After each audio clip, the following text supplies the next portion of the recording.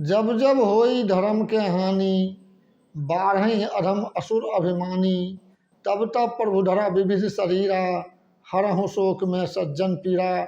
इसी के साथ आज तमाम दर्शकों को जो हमारे बहुजन विमर्श के इस चौथे एपिसोड को देख रहे हैं, सभी का स्वागत और अभिनंदन है। मैंने ऊपर की चौपाई पढ़ी, उसका मतलब है कि पृथ्वी पर जब जब धर्म की हानि होती है तो एक महापुरुष अवतार लेते हैं और धर्म की स्थापना करते हैं, साधु को सुख पहुंचाते हैं, दुर्जनों का विनाश करते हैं। किंतु भारत में जो वास्तविक धर्म है, जो मानवता का धर्म है, बौद्ध धर्म जो पूरी दुनिया में फैली हुई है, उसका एक तरह से उन्मूलन हो चुका था और उसको पुनः स्थापित करके बाबा साहब अम्बेडकर शोषित पीड़ित मानवता, जो कराहती हुई मानवता थी, जो रुग्ण मानवता थी, उसको सांस्कृतिक रूप से स्वस्थ करके जो धर्म की स्थापना किए थे, तत्कालीन सामंती पूंजीवादी सरकार के द्वारा उन्हें विस्मृत कर दिया गया, उन्हें भुला दिया गया और उनकी जयंती की छुट्टी को समाप्त कर दिया और जो धर्म के प्रतीक तथागत बुद्ध की जयंती की छुट्टी को भी समाप्त कर दिया गया। तब पुनः अवतार हुआ मानवर कांशीराम साहब का, जिनके बारे में हम पिछले एपिसोड में आपको बता चुके हैं कि किस तरह से अपनी उतनी ऊंची नौकरी को, हायर पोस्ट की नौकरी को किस तरह से लात मारे, नौकरी को लात मार दिए थे। अब वो क्या करते, कुछ न कुछ उनको करना था। उधेड़ बुन में थे, चिंतन मंथन कर रहे थे। उनको लगा कि अभी अभी जयंती के माध्यम से समाज को जागरूक करके उसे संगठित करना है। इसके लिए महापुरुषों की जयंती मनाना बहुत जरूरी है और महापुरुषों की जयंती मनाने के लिए कोई संगठन चाहिए। तो कर्मचारियों का संगठन वह बना चुके थे, जिसका नाम था शेड्यूल कास्ट एम्प्लॉय एसोसिएशन।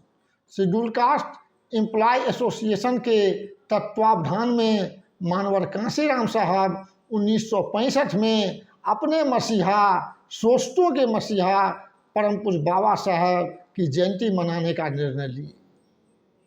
लोगों को चंदा बही दिए कि चंदा का संग्रह हो, चंदा का कलेक्शन हो, ताकि अच्छी तरह से जयंती मनाई जा सके। 1965 की बात है।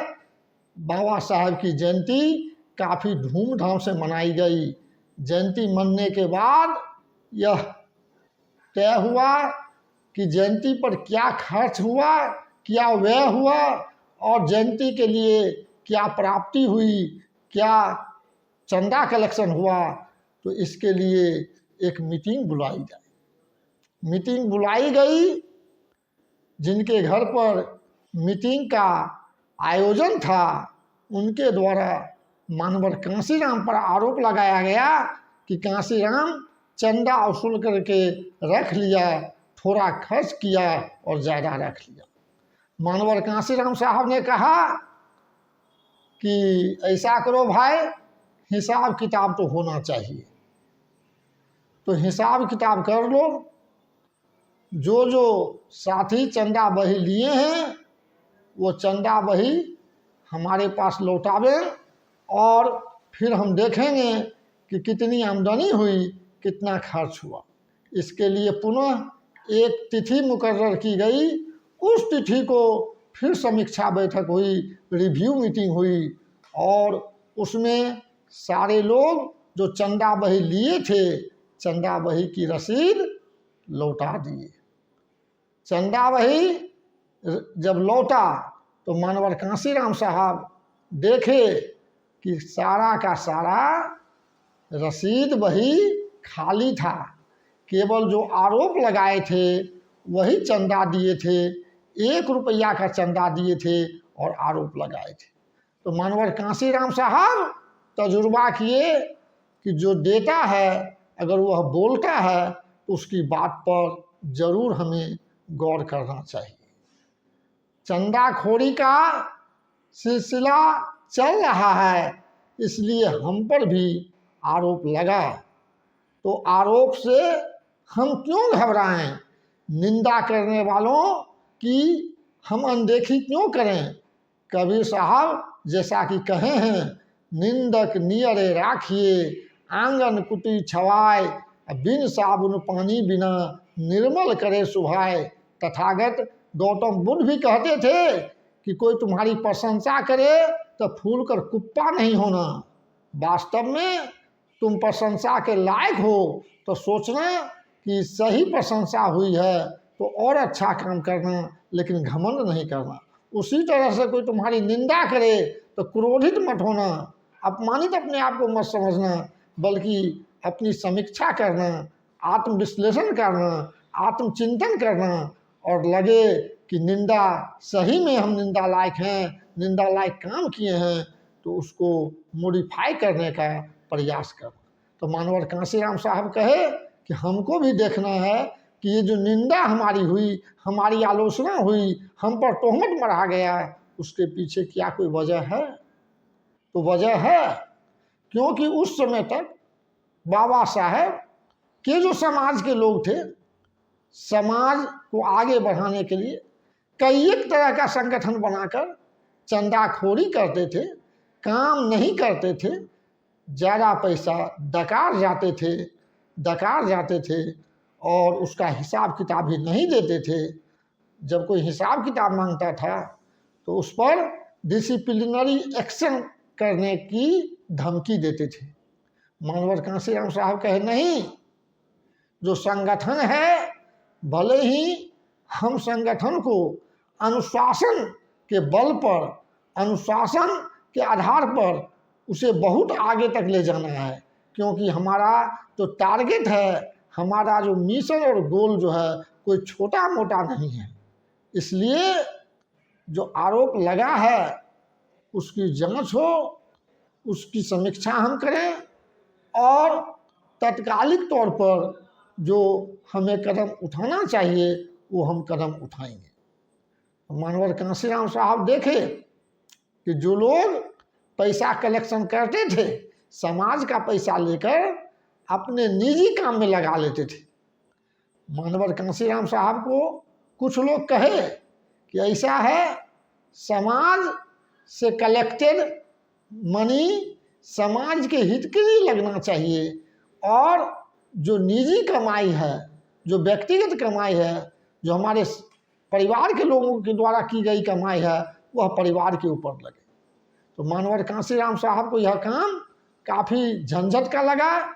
उन्हें लगा कि अगर इस काम में हम लग गए तो फिर लोग नहीं मानेंगे और फिर आरोप लगाएंगे और फिर हमें हिसाब देना पड़ेगा, और हिसाब किताब करने के चक्कर में जो हमारा मूल काम है, जो बाबा साहब के मिशन को हम बढ़ाना चाहते हैं, बाबा साहब का मिशन अधूरा हम सब मिलकर करेंगे पूरा के तर्ज पर जो हम आगे बढ़ना चाहते हैं, वो तो पीछे हो जाएगा।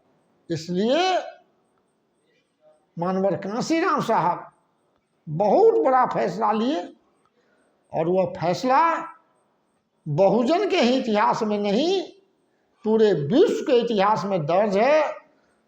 जो फैसला है कि जो व्यक्ति शादी करता है, घर बसाता है, तो छाड़ दिया रास रंग, छाड़ दिया छकरी, तीन बातें याद पड़ी, नून तेल लकड़ी। वह परिवार की बुनियादी आवश्यकता की पूर्ति करने में ही लगा रहता है, और बड़ी बड़ी काफ़ी महत्वपूर्ण बात, समाज के लिए उपयोगी बात, शास्त्र की बात, सिद्धांत की बात, सारी बातों को भूल जाता है। इसलिए देखा गया है कि जो समाज के हित के लिए आगे बढ़ते हैं, समाज के कल्याण के लिए आगे बढ़ते हैं, उसमें से अधिकांशतः घर छोड़ते हैं। घर इसलिए छोड़ते हैं कि घर छोड़ करके संसार को पकड़े। केवल घर में रहने से घर के लोगों का हित करेंगे, लेकिन जब घर को छोड़ देंगे, संसार को पकड़ेंगे तो संसार का हित करेंगे, और वही तो परिव्राजक कहलाते थे। परिव्राजक की जो परंपरा थी केवल बौद्ध परंपरा ही नहीं थी। उस समय भगवान बुद्ध के समय में 6 दर्शन मुख्य रूप से विद्यमान थे, प्रचलित थे, जिस दर्शन में अक्रियावाद, नियतिवाद, उच्छेदवाद, विक्षेपवाद, अनन्यवाद और चातुर्यायण संवर था। इसमें जो लोग घर छोड़ देते थे, एक खास तरह का पोशाक यानी यूनिफॉर्म धारण कर लेते थे, वह परिव्राजक कहलाते थे।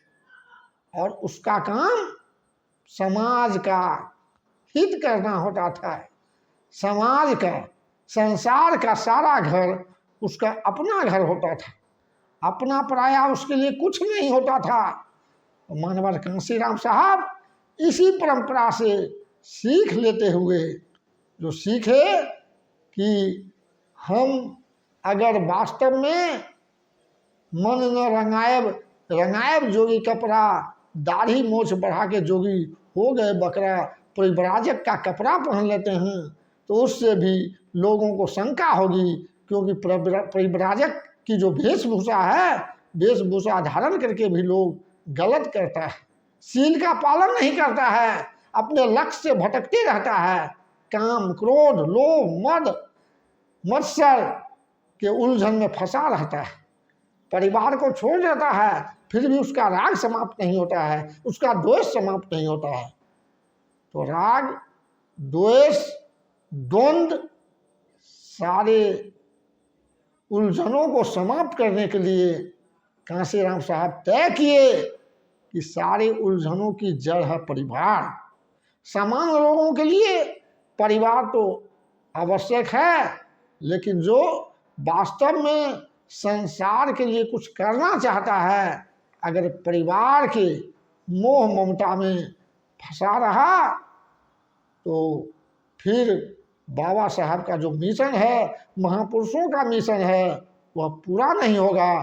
क्योंकि हम चलेंगे 5 डेग चलेंगे तो 2 डेग पर हमारा पैर समाज के दुष्ट लोग खींच लेंगे, हम पर आरोप लगाएंगे। इसलिए हम ऐसा करते हैं कि हम पर आरोप ही नहीं लगे। तो इसके लिए जरूरी है कि हमारा कोई घर घाट नहीं होना चाहिए। तब कांशीराम तय किए कि मेरा कोई घर घाट नहीं होगा, मेरा कोई परिवार नहीं होगा, और कोई किसी से मेरा व्यक्तिगत संबंध नहीं होगा। किसी की शादी, किसी के श्राद्ध, किसी के मुंडन, किसी के नामकरण संस्कार में व्यक्तिगत रूप से मैं कभी नहीं जाऊंगा, और मैं कभी शादी नहीं करूंगा, परिवार नहीं बसाऊंगा, और अपने नाम से 1 इंच जमीन नहीं खरीदूंगा। मेरा कोई बैंक अकाउंट नहीं होगा। जितना पैसा समाज से कलेक्ट करूंगा उतना ही पैसा संगठन को आगे बढ़ाने के लिए, बाबा साहब के सपना को साकार करने के लिए, महापुरुषों के सपना को साकार करने के लिए हम खर्च करेंगे। तो इस तरह से मानवर कांशीराम साहब नौकरी से रिजाइन देने के बाद जो संगठन बनाए, शेड्यूल कास्ट एम्प्लॉय एसोसिएशन, जयंती मनी थी, और जयंती में 35,000 मानवर कांशीराम साहब खर्च किए थे। 35,000 खर्च किए जाने के बाद भी उन पर जो आरोप लगा, तो आरोप नहीं लगे, समाज का काम निर्विघ्न हो, बिना बाधा का हो, इसके लिए साहब नौकरी को भी लात मारे थे। लेकिन अब परिवार का माया मोह त्याग कर शादी नहीं करने और घर नहीं बसाने का निर्णय लिए। इस तरह से हम देख रहे हैं कि मानवर कांशीराम साहब कितना उच्च आदर्श स्थापित करते हुए आगे बढ़ रहे थे। मानवर कांशीराम साहब जयंती मनवाए, आज भी जयंती मनती है, लेकिन एक बार जयंती मनती है और जो आयोजन समिति के मेंबर्स और पदाधिकारी होते हैं उसमें इतना खींचातानी होती है, इतना खींचातानी होती है कि एक दूसरे से बात करना छोड़ देते हैं। क्यों? क्योंकि आयोजन समिति के लोग उस स्तर पर नहीं पहुंच पाते हैं जो मिनिमम रिक्वायर्ड है। मानवर कांशीराम साहब तो स्तर के शीर्ष पर पहुंचे थे, लेकिन हम स्तर पर ऊर्ध्व दिशा में अग्रगामी नहीं हो पाते हैं, बल्कि अनुगामी भी नहीं हो पाते हैं और नीचे तरफ जा रहे हैं। स्तर जो मेरा है उससे हम नीचे तरफ जाते हैं। नतीजा होता है कि मेरी क्रेडिबिलिटी और मेरी रिलायबिलिटी खतरे में पड़ जाती है। मानवर कांशीराम साहब इस तरह से अपनी क्रेडिबिलिटी और रिलायबिलिटी को स्थापित करके शेड्यूल कास्ट एम्प्लॉय एसोसिएशन को आगे बढ़ाते गए। अब सवाल ये है कि कर्मचारियों का संगठन तो बन गया, लेकिन कर्मचारियों का संगठन किस बात के लिए? शेड्यूल कास्ट एम्प्लॉय एसोसिएशन का परिवर्तित रूप आजकल हम देख रहे हैं।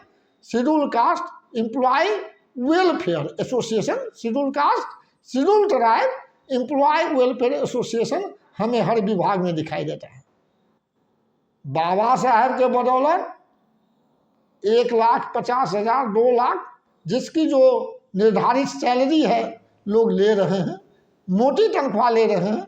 अब जो मोटी तनख्वाह ले रहे हैं वही लोग फिर अपना ही कल्याण करने के लिए, अर्थात एम्प्लॉय का ही कल्याण करने के लिए संगठन बनाते रहते हैं। संगठन सरकार भी बनवा देती है। तो इससे बाबा साहब का मिशन कैसे पूरा होगा? क्योंकि बाबा साहब तो चाहते थे कि हमारे समाज का पढ़ा लिखा नौकरी करने वाला लोग समाज के शेष लोगों को आगे बढ़ाने में अपनी भूमिका का तब तक निर्वहन करते रहे जब तक कि शेष समाज उनकी बराबरी में नहीं आ जाते। ये बाबा साहब की चाहत थी। बाबा साहब कहते थे कि मैंने तो सोचा था कि हमारे पढ़े लिखे एजुकेटेड एम्प्लॉय पढ़ लिख कर नौकरी हासिल कर जो हमारा नौका है जिसके माध्यम से हम गहरा जल से, गहरा समुद्र रूपी आपदा से समाज को हम निकालना चाहते हैं, तो नौका का पतवार ये नौकरी पेशा लोग नहीं बन रहे हैं जिससे हमें उम्मीद थी, बल्कि नौका के लिए बोझ बन रहे हैं, बर्डन बन रहे हैं और इनसे तो लगता है नौका डूब ही जाएगा। यानी कर्मचारी संघ कल्याण संघ बना करके कर्मचारियों के हित की बात कर रहे हैं, तो बाबा साहब के मिशन के लिए बाधक है। तो मानवर कांशीराम साहब शेड्यूल कास्ट एम्प्लॉय एसोसिएशन बनाकर क्या किए कि जो बाबा साहब के सपनों का राजनीतिक दल था रिपब्लिकन पार्टी ऑफ इंडिया, उसको आगे बढ़ाने के लिए शेड्यूल कास्ट एम्प्लॉय एसोसिएशन के माध्यम से काम करना शुरू किए। एक फ्लैट लिए थे, फ्लैट का अगला पोर्शन आरपीआई के नेता का कार्यालय या कह लीजिए आवास, रेसिडेंस कम ऑफिस होता था, और पीछे में मानवर कांशीराम साहब का शेड्यूल कास्ट एम्प्लॉय एसोसिएशन का ऑफिस होता था। दोनों के तालमेल से हम और हमारा समाज आगे बढ़ना शुरू किया। फिलहाल के लिए इतना ही, फिर आगे क्या होता है हम 5वें एपिसोड में इसकी चर्चा करेंगे।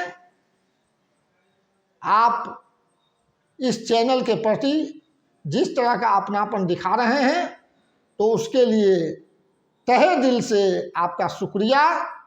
हम अगले एपिसोड यानी एपिसोड नंबर 5 में आपके समक्ष पुनः हाजिर होंगे, प्रभावकारी और इसी तरह का उपयोगी वीडियो के साथ।